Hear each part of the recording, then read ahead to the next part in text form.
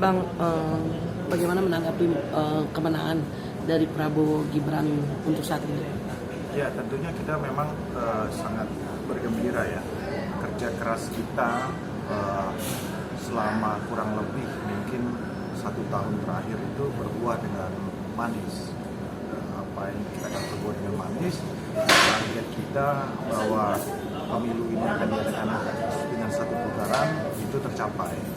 Ya, kenapa kita ingin 1 putaran? Sebenarnya ada beberapa hal. Satu, kalau kita 1 putaran, itu kita akan menghemat anggaran sudah pasti. Kurang lebih ada sekitar 70 triliun dana yang harus dihemat apabila kita 1 putaran. Karena di putaran kedua itu budgetnya kurang lebih 70 T.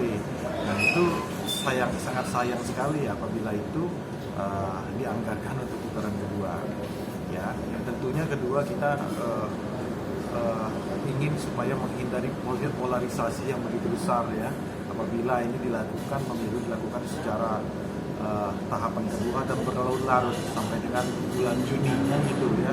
Nanti akan ada waktu beberapa bulan lagi untuk kita saling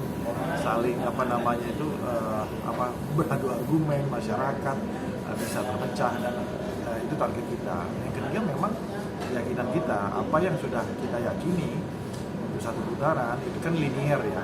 Hasil survei sudah menyatakan sebelumnya bahwa Prabowo dan Mas Gibran itu menempati posisi yang tertinggi ya, lebih dari 50%, ada 53%, ada yang 52 ya, dan trennya terus naik. Dan yang memang yang kita yang agak sedikit unpredictable ternyata bisa tembus sampai 58, bahkan ada yang sampai 60% dari tentunya hal inilah yang membuat kami bergembira.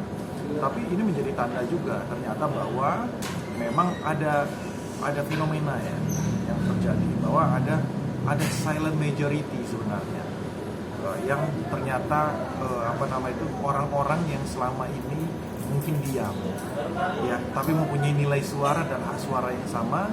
Mereka yang diam, tapi mereka ini yang mengamati ya kan, menilai para paslon, menilai para pendukung, menilai cara kampanyenya, sehingga akhirnya menentukan pilihan kepada Pak Prabowo dan Mas Gibran.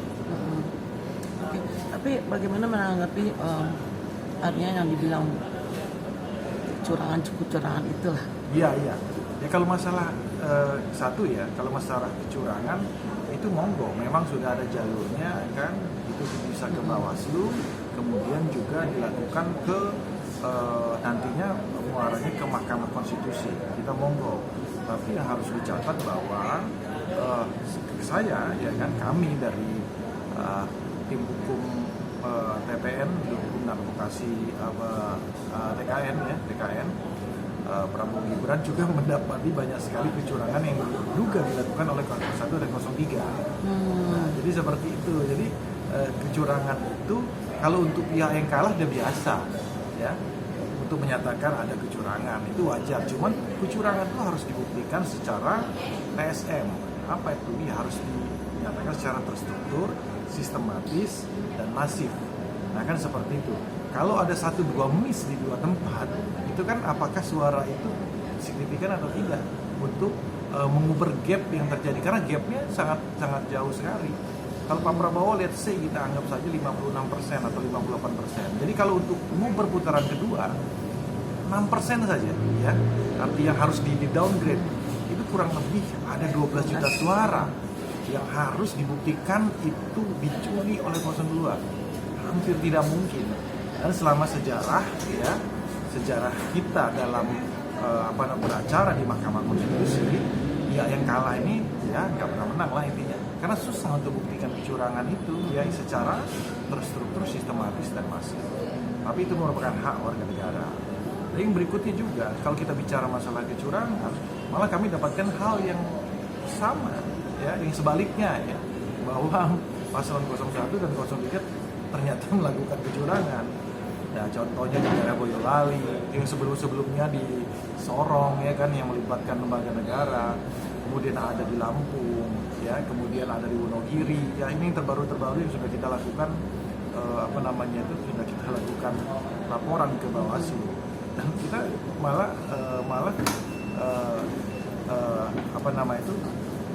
berharap kalau ini dilaporkan dan kemudian ini kita masuk ke Mahkamah Konstitusi, jangan-jangan malah suara Pak Prabowo naik karena kecurangan kita bisa buktikan bahwa ternyata paslon 01 dan 03 kita bisa buktikan melakukan kecurangan. Jadi kemungkinan besar bukan maksimal 58%, kemungkinan besar bisa 60% Pak Prabowo memenangkan ini kalau kita bisa buktikan kecurangan yang sudah dilakukan oleh paslon 01 dan 03. Dugaannya seperti itu.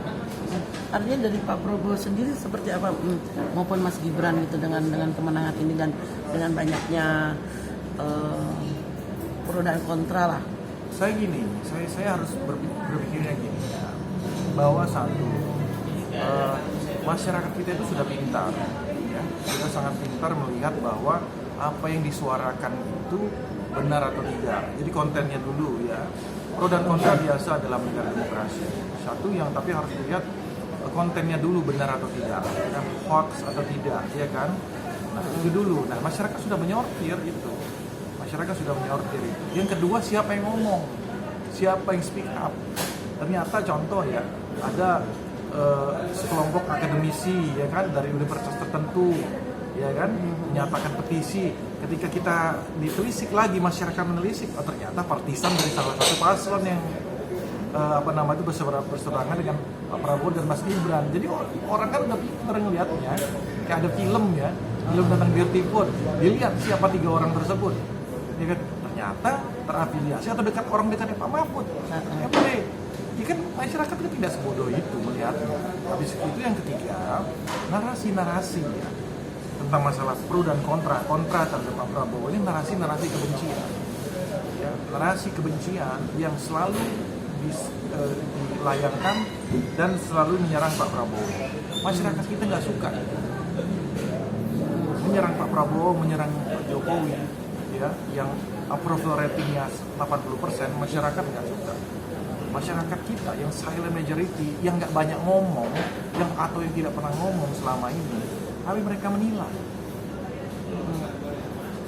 menilai bahwa apa yang dilakukan oleh paslon 01 dan 03, apa yang dilakukan oleh tim sukses 01 dan 03, apa yang dilakukan oleh para pendukung 01 dan 03 yang beraura atau beraroma negatif, ini dinilai oleh para silent majority itu saat ini. Dinilai, waduh, ini nggak benar kayak gini. Maka mereka melakukan gerakan silence-nya itu lewat TPS, melakukan pencoblosan di sana, meledaklah angka Pak Prabowo di situ hampir menembus 60%. Artinya kalau dari sini terlalu banyak permainan ya. Dengan yang ada film ini. Iya pasti ya. Saya itu kita ini aktivis ya.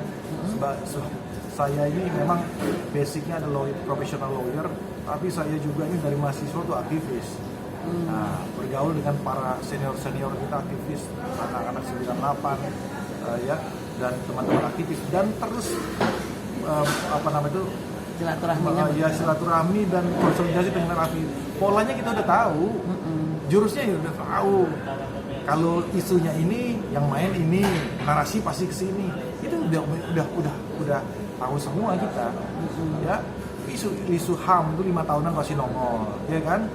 Itu akan selalu terus di maintenance ya oleh mereka ini selama Pak Prabowo masih mencalonkan diri atau menjabat saat ini, pasti akan terus dimainkan. Tapi jangan lupa masyarakat kita sudah pintar dan sudah muak dengan hal tersebut. Masyarakat kita yang kita perhatikan sekarang, mereka ingin hidup tenang, ya kan?